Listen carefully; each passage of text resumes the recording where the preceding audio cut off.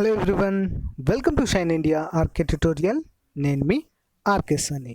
Friends, ఈరోజు మనము APSC group 3 ఓకేనా పంచాయతీ సెక్రటరీకి సంబంధించినటువంటి డీటెయిల్డ్ క్లాసెస్ ఫర్ మెయిన్స్కి చూస్తున్నాం ఫ్రెండ్స్. ఓకేనా. సో ఫ్రెండ్స్, మనము ఇది మెయిన్స్ క్లాస్లో భాగంగా మూడవది ఫ్రెండ్స్. ఓకేనా, మూడవ భాగము లేదా మూడవ క్లాస్ చెప్పుకుంటున్నాం. సో ప్రీవియస్గా చేసినటువంటి వీడియోస్ భారతదేశ పంచాయతీరాజ్ వ్యవస్థ మరియు కమిటీలు ఆవిర్భావము సంబంధించినటువంటి పూర్తి వివరాలు చాలా క్లియర్గా చెప్పుకోవడం అనేది జరిగింది.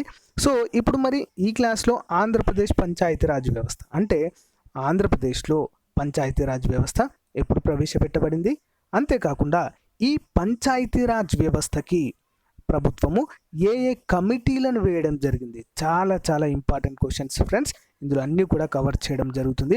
ప్రతిరోజు ఒక టాపిక్ పైన మనం క్లాసెస్ అనేవి చెప్పుకున్నాం. ఎవరైతే మెయిన్స్కి ప్రిపేర్ అవుతున్నారో వారికి చాలా బాగా యూజ్ అవుతాయి. అంతేకాకుండా ఫ్రెండ్స్, ఈ క్లాసెస్ గ్రూప్ 1 గ్రూప్ 2 లెవెల్లో కూడా చాలా బాగా యూజ్ అవుతాయి ఫ్రెండ్స్. గ్రూప్ 1 గ్రూప్ 2 లెవెల్కి ఎవరైతే ప్రిపేర్ అవుతున్నారో వాళ్ళు కూడా చూడాల్సిందిగా కోరుతున్నాను. ఓకేనా. సో ఫ్రెండ్స్, దీనికి సంబంధించినటువంటి పీడిఎఫ్ ఫైల్ మన వెబ్సైట్ www.shinindiaark.tutorial.comలో పొందుపరుస్తాను ఫ్రెండ్స్. సో డౌన్లోడ్ చేసుకోండి, రివిజన్ చేసుకోవచ్చు. ఓకేనా. Let's start the class. Andhra Pradesh అవతరణ తర్వాత ఆంధ్ర తెలంగాణ ప్రాంతంలో అంతకుముందు అమలవుతున్న మద్రాస్ పంచాయతీరాజ్ చట్టము 1950 మరియు హైదరాబాద్ గ్రామ పంచాయతీ చట్టము 1956ను రద్దు చేయడం అనేది జరిగింది ఫ్రెండ్స్. ఓకేనా. సో అంటే నూతన ఆంధ్రప్రదేశ్ ఏర్పడిన తర్వాత ఈ యొక్క విషయాలు. సో మరి ఇప్పుడు 1964లో కొత్త పంచాయతీ చట్టాన్ని రూపొందించుకోవడం అనేది జరిగింది. ఓకేనా.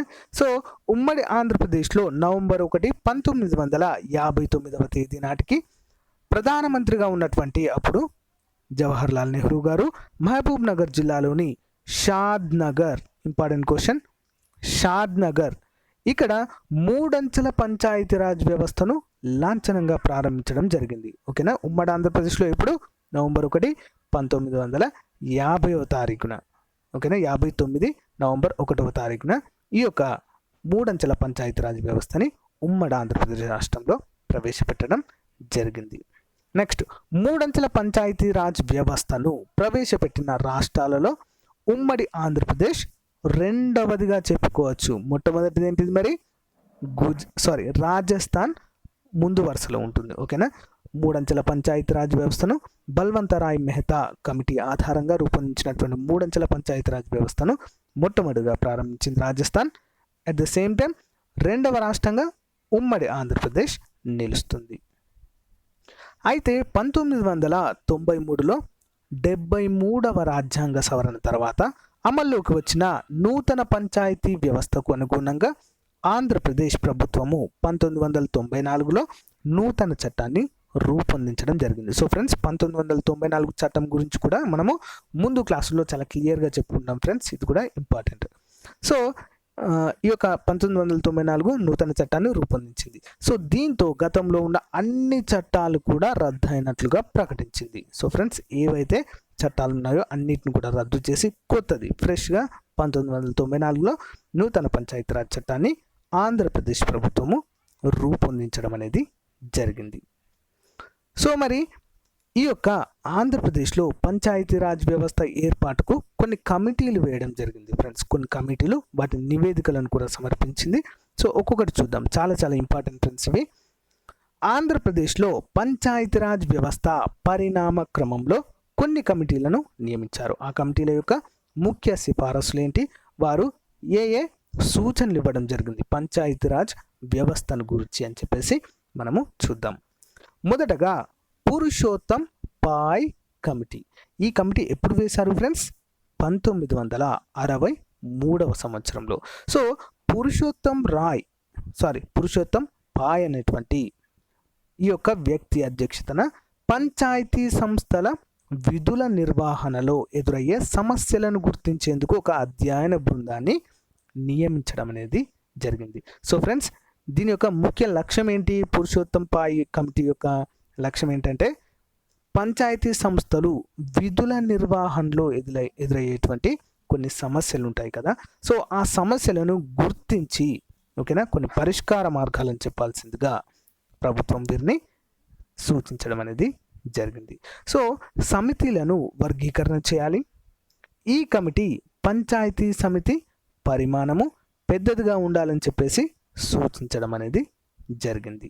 సో అలాగే వీటిని వెనుకబడిన సాధారణ గిరిజన సమితులుగా విభజించాలని కూడా పేర్కొంది. Important question. సో మొట్టమొదటి పాయింట్ ఏంటి? ఈ కమిటీ సాధారణ పరిమాణం కంటే కొంచెం పెద్దగా ఉండాలి. అట్ ద సేమ్ టైం వెనుకబడిన మరియు సాధారణ గిరిజన సమితిలుగా విభజించాలి అని చెప్పేసి పేర్కొంది. సో ఈ కమిటీ సూచన మేరకు 1964లో సమగ్ర పంచాయతీ చట్టాన్ని రూపొందించడం జరిగింది. తర్వాత ఆంధ్ర, తెలంగాణ ప్రాంతంలో వేరువేరుగా ఉన్న చట్టాలన్నీ కూడా రద్దు చేయబడ్డాయి. ఓకేనా, నెక్స్ట్ చూద్దాం. ఎంటి రాజు కమిటీ 1968వ సంవత్సరంలో ఈ కమిటీని వేయడం జరిగింది. సో ఈ యొక్క ఎంటి రాజు కమిటీని ఎందుకు రూపొందించాలంటే జిల్లా అభివృద్ధి బోర్డులకు జిల్లా కలెక్టర్ చైర్మన్గా ఉండడము కరెక్టేనా కాదా అని చెప్పేసి ఈ కమిటీని నియమించడం జరిగింది. సో అయితే ఈ కమిటీ కూడా ప్రతి జిల్లాకి అభివృద్ధి బోర్డులు ఉంటాయి కదా, సో ఈ బోర్డులకి కలెక్టర్ చైర్మన్గా ఉండాలి అని చెప్పేసి ప్రతి నిర్ణయంలో ఈ యొక్క చైర్మన్ యొక్క కీలక నిర్ణయాలు అభివృద్ధి పథంలో నడిపించేలా ఉంటాయని చెప్పేసి కూడా పేర్కొనడము జరిగింది M T Raju committee. Next one, Jalagam Vengalarao committee 1968వ సంవత్సరంలో వేశారు. సో మరి దేనికి సంబంధించి చూద్దాం. 1968లో ఆంధ్రప్రదేశ్ పంచాయతీరాజ్ ఛాంబర్ మాజీ అధ్యక్షుడు జలగం వేంగళరావు అధ్యక్షతను కమిటీని ఏర్పాటు చేయడము జరిగింది. ఇతను ఛాంబర్ మాజీ అధ్యక్షుడు, ఆంధ్రప్రదేశ్ పంచాయతీరాజ్ ఛాంబర్ ఉంటుంది కదా దాని మాజీ అధ్యక్షుడు. సో ఒక కమిటీని ఏర్పాటు చేయడం అనేది జరిగింది. ఈ కమిటీ పంచాయతీ వ్యవస్థ పనితీరును సమగ్రంగా సమీక్షించి కొన్ని సిఫారసులు చేయడం జరిగింది ఫ్రెండ్స్. సో చూద్దాము. జిల్లా అభివృద్ధి బోర్డును రద్దు చేయాలి. సో మనం ప్రీవియస్గా చెప్పుకున్నటువంటి జిల్లా అభివృద్ధి బోర్డును రద్దు చేయాలని చెప్పేసి పేర్కొంది. పార్లమెంట్ రాష్ట్ర శాసన సభ్యులు పంచాయతీ సమితి సమావేశాల్లో సభ్యులుగా ఉండకూడదు అని పేర్కొంది. అయితే వారికి జిల్లా పరిషత్లో సభ్యత్వము కల్పించవచ్చు, కానీ ఓటు హక్కు ఉండకూడదు అని చెప్పేసి పేర్కొంది. సో ప్రస్తుతం కూడా ఈ యొక్క పద్ధతి అనేది ఉంది ఫ్రెండ్స్. నెక్స్ట్, ఎన్నికల్లో పార్టీ గుర్తులపై పోటీ చేయరాదు. Important point. ఓకేనా, ఎన్నికల్లో పార్టీ గుర్తులతో పోటీ చేయరాదు.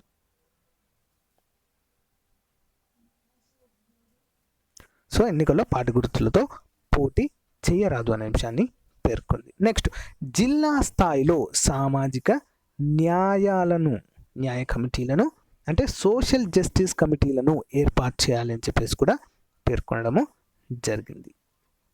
Next one, C Narasimham committee 1971 నుండి 1978 మధ్య కాలంలో ఈ యొక్క నరసింహం కమిటీని ప్రభుత్వము ఏర్పాటు చేయడం జరిగింది.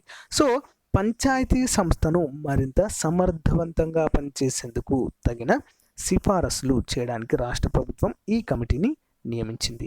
సో ఈ కమిటీ తన మొదటి నివేదికను 1972లో ప్రభుత్వానికి సమర్పించింది. సో మరి దీనిలో ఉన్నటువంటి ముఖ్యమైన సిఫారసులు లేదా సూచనలు ఏంటో మనము చూద్దాం ఫ్రెండ్స్. 1, గ్రామ సర్పంచ్ని ప్రజలే నేరుగా ఎన్నుకోవాలని. నెక్స్ట్ వన్, పంచాయతీ సమితికి పరోక్ష ఎన్నికలు జరగాలి. నెక్స్ట్, పంచాయతీ సమితి మరియు పరిషత్ ఎన్నికలు రాజకీయ పార్టీల పరంగా నిర్వహించాలి అని చెప్పేసి పేర్కొంది. నెక్స్ట్, రాష్ట్ర ఆర్థిక సంఘాన్ని ఏర్పాటు చేయాలి. ఇది ఇంపార్టెంట్ క్వశ్చన్ ఇందులో. ఓకేనా. నెక్స్ట్, గ్రామ సర్పంచ్ని ప్రజలే నేరుగా ఎన్నుకోవాలి. ఇవి రెండు కూడా ఇంపార్టెంట్. ఓకే. నెక్స్ట్, పంచాయతీలో మహిళల సంఖ్యను బట్టి వారికి కనీసం 1 స్థానం నుంచి గరిష్టంగా 3 స్థానాలు రిజర్వ్ చేయాలి. Important point. సో స్థానిక సంస్థలకు నిధులను బదలాయించాలి అని చెప్పేసి కూడా పేర్కొన్నారు.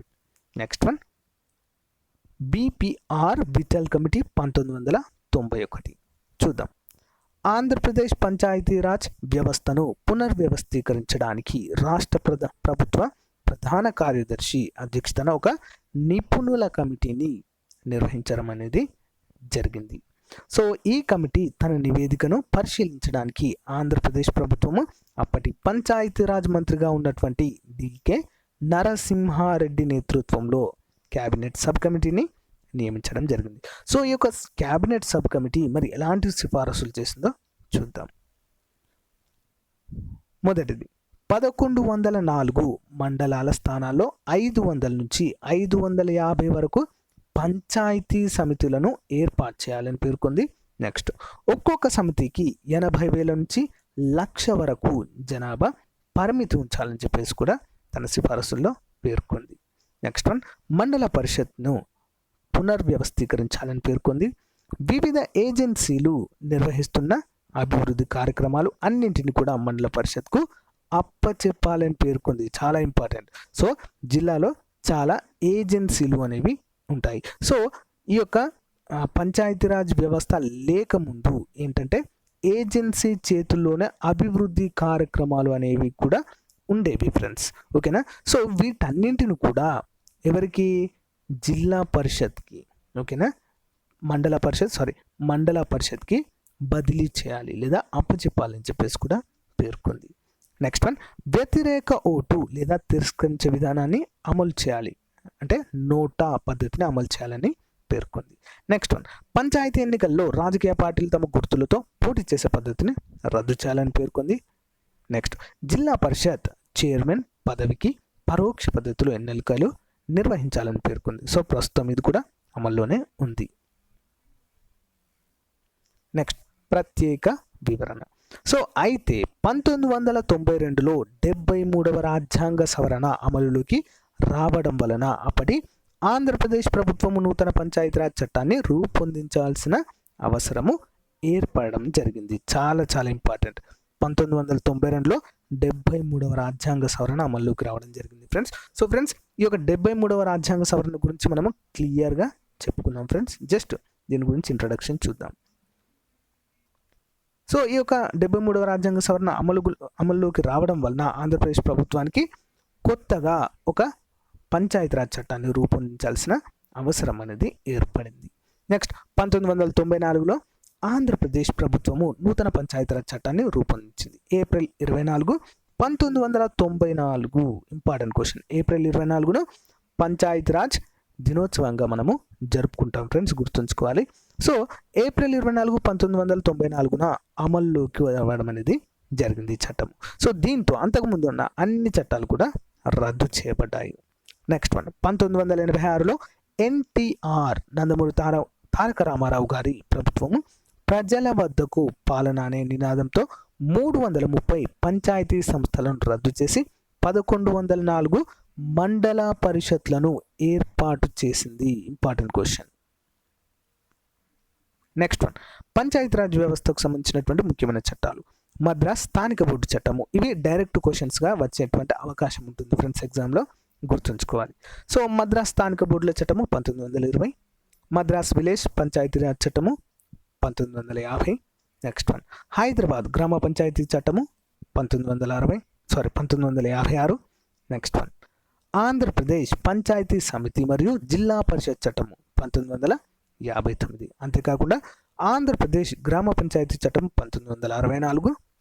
నెక్స్ట్, ఆంధ్రప్రదేశ్ మండల పరిషత్ మరియు జిల్లా పరిషత్ చట్టం ఎప్పుడు చేయబడింది? 1986. ఆంధ్రప్రదేశ్ నూతన పంచాయతీరాజ్ చట్టం 1994. నెక్స్ట్, ఆంధ్రప్రదేశ్ పేసా చట్టము 1998. ఆంధ్రప్రదేశ్ డిస్ట్రిక్ట్ ప్లానింగ్ కమిటీ చట్టము 2005లో చేయడం అనేది జరిగింది. సో ఫ్రెండ్స్, ఇంతటితో మనము ఆంధ్రప్రదేశ్ రాష్ట్రంలో పంచాయతీరాజ్ వ్యవస్థ యొక్క పరిణామ క్రమాన్ని, అంతేకాకుండా పంచాయతీరాజ్ వ్యవస్థపై ప్రభుత్వం వేసినటువంటి వివిధ కమిటీలు, వాటి యొక్క సిఫారసులు అన్నిటి గురించి కూడా మనం క్లియర్గా చర్చించాం. సో ఫ్రెండ్స్, ఇందులోంచి కనుక క్వశ్చన్ వస్తే ఖచ్చితంగా ఆన్సర్ చేయగలుగుతారు.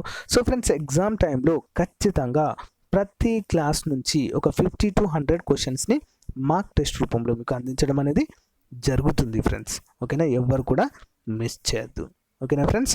Thank you friends. దీనికి సంబంధించిన పీడిఎఫ్ ఫైల్ మన వెబ్సైట్ www.shineindiaarctutorial.comలో పొందుపరుస్తాను ఫ్రెండ్స్. మీరు డౌన్లోడ్ చేసుకోవచ్చు. Thank you friends. Thank you for your time. Have a nice day. Bye.